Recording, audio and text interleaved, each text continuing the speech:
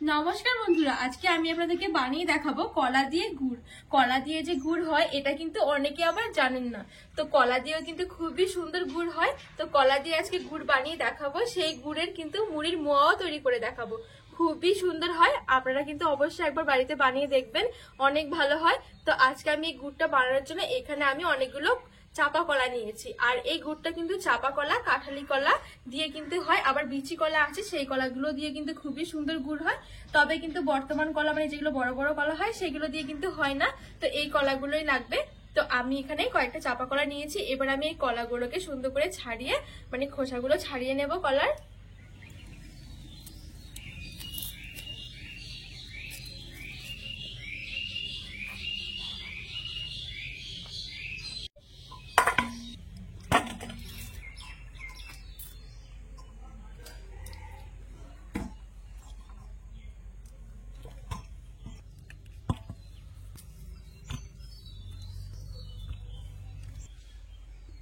এক এক সময় দেখা যায় কি কলা আনলে কলাগুলো কিন্তু অনেকটা কালো হয়ে যায়। তো সেই কলাগুলো দিয়েও কিন্তু খুবই সুন্দর গুড় হয়। তো দেখুন এখানে আমি সব কলাগুলো ছাড়িয়ে নিয়েছি।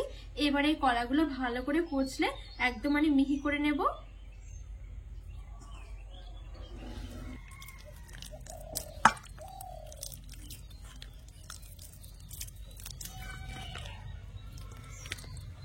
এখানে আমি কলাটা ভালো করে চটকে নিয়েছি। এবার আমি দিয়ে দেবো চুন। চুনটা আমি নিয়েছি দাদু ঠাকুমারা যে পান খায় সেই পান খাওয়ার চুন নিয়েছি। তো এই চুনটা আমি 1 চামচের মতো দিয়ে দেবো, বেশি কিন্তু দেওয়ার দরকার নেই, 1 চামচের মতো দিলে কিন্তু হয়ে যাবে। তো আমি 1 চামচ চুন নিয়ে নিচ্ছি, ঠিক 1 চামচ নিয়ে নিচ্ছি, বেশি কিন্তু দেব না। এবার এই চুনটা আমি কলার মধ্যে দিয়ে দিচ্ছি, ভালো করে চুনটা মিশিয়ে নেব।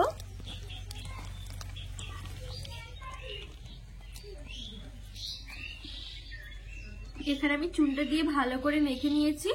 এবার এই চুনটা দিলে হবে কি কলার যে রসটা আছে সেটা কিন্তু পুরো বেরিয়ে আসবে, মানে ওপরে ভেসে আসবে। আর এই গুড়টা তৈরি করতে কিন্তু আমাদের কলার এই রসটাই লাগবে। তো ভালো করে আমি চুনটা দিয়ে মেখে নিয়েছি। এবার আমি ঢেকে 20 থেকে 30 মিনিটের মতন রেখে দেবো, তাহলে কিন্তু রসটা খুব সুন্দরভাবে বেরিয়ে আসবে। ঠিক 30 মিনিট মতন আমি ঢেকে রেখেছিলাম। এখন দেখুন কত সুন্দর কলার রসটা বেরিয়ে এসেছে উপর থেকে। এই দেখুন, এবার আমি এই রসটা ছেঁকে নেব। এইবার আমি কলার রসটা ছাকার জন্য এরকম একটা নেট নিয়েছি। এবারে একটা থালার উপরে আমি নেটটা রেখে কলাগুলো ঢেলে দেব।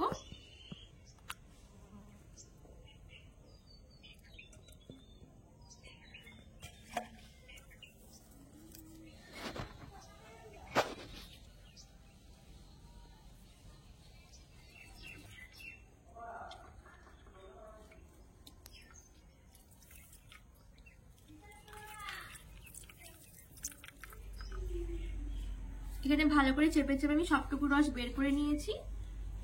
এইবার আমি গ্যাসের উপরে একটা কড়াই বসে দিয়েছি। তারপর যে আমি কলার রসটা চেপে চেপে বের করে নিয়েছিলাম সেই রসটাকে আমি আরেকটু ভালো করে ছেঁকে নেব। দেখুন কত সুন্দর কলা থেকে রসটা বেরিয়ে এসেছে।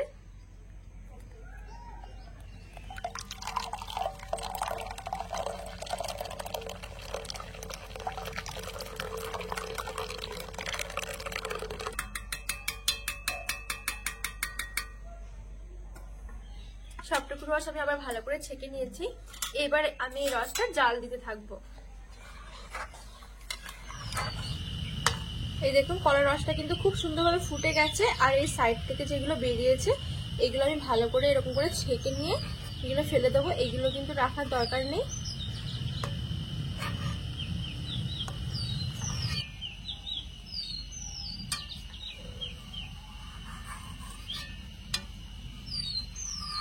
কলা দিয়ে যে খুব সুন্দর গুড় হয় আপনারা না দেখলে বিশ্বাসই করবেন না। তো পুরো ভিডিওটা না টেনে দেখবেন।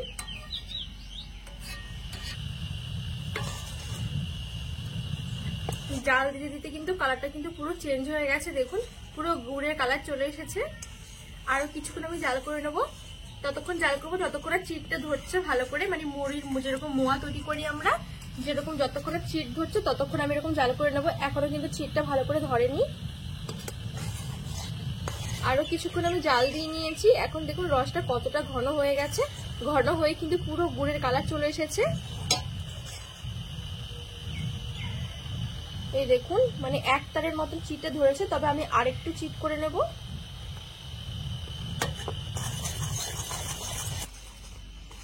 গুড়টা কিন্তু আমার খুব সুন্দরভাবে হয়ে গেছে। গুড়টা ভালো মতন হয়েছে নাকি বোঝার জন্য এখানে আমি একটা বাটি নিয়েছি, বাটির মধ্যে হালকা একটু জল নিয়েছি, আর জলের মধ্যে আমি কিছুটা গুড় দিয়ে দিচ্ছি। এখন দেখুন গুড়টা কিন্তু খুব সুন্দর নিচের মধ্যে বসে গেছে, তার মানে গুড়টা কিন্তু আমাদের হয়ে গেছে। এই দেখুন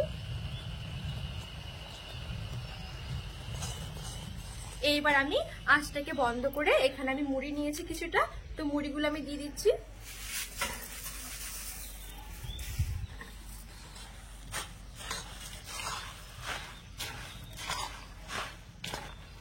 আরো কিছুটা মুড়ি দিয়ে দেবো।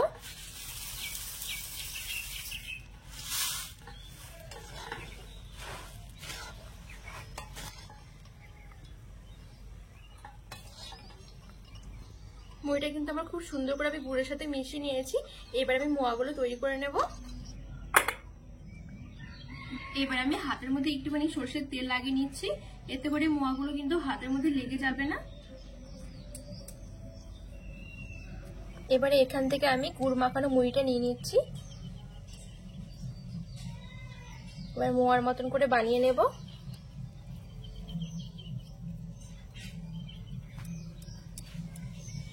এই দেখুন এখানে কিন্তু আমার একটা মোয়া হয়ে গেছে। কলার গুড় দিয়েও কিন্তু খুব সুন্দর মোয়া হয়, আর চিটটাও কিন্তু খুব সুন্দর ধরেছে। দেখুন একদম খুলে যাচ্ছে না, কিন্তু মানে ঝরঝর করে পড়ে যাচ্ছে না, খুব সুন্দরভাবে হয়ে গেছে মোয়াটা। আপনারা কিন্তু না দেখলে বুঝতে পারবেন না কলা দিয়ে যে এত সুন্দর গুড় হয়, আর সেই গুড়ের মোয়াও তৈরি করা যায়। এরকম করে আমি সবগুলো মোয়া তৈরি করে নেব। কত সুন্দরভাবে দেখুন মোয়াগুলো হয়ে যাচ্ছে, মুড়িগুলো কিন্তু একদম ছেড়ে দিচ্ছে না, মানে চিটটা এত সুন্দর ধরেছে কি বলবো।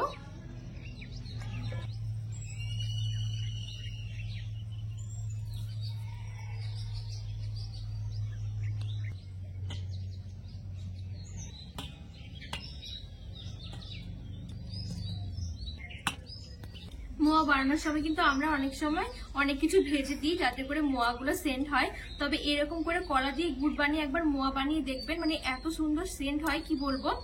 অন্য কোনো মশলা ভেজে কিন্তু দেওয়ার কোনো দরকারই হয় না। এই মোয়াগুলো কিন্তু অনেকদিন পর্যন্ত রেখেও খেতে পারবেন, আর খুব সুন্দর কিন্তু মুচমুচে হবে। এখানে সবগুলো মোয়া আমার তৈরি করা হয়ে গেছে। দেখুন মোয়াগুলো কত সুন্দর হয়েছে। কলা দিয়ে গুড় বানিয়ে সেই গুড়ের মোয়াও তৈরি করা যায়, এটা কিন্তু না দেখলে আপনারা বিশ্বাসই করবেন না। তো আজকে আমার এই কলার গুড়ের রেসিপি আপনাদের কেমন লেগেছে অবশ্যই কিন্তু কমেন্ট করে জানাতে ভুলবেন না। রেসিপিটি ভালো লাগলে চ্যানেলটিকে সাবস্ক্রাইব করে পাশে থাকার অনুরোধ রইল।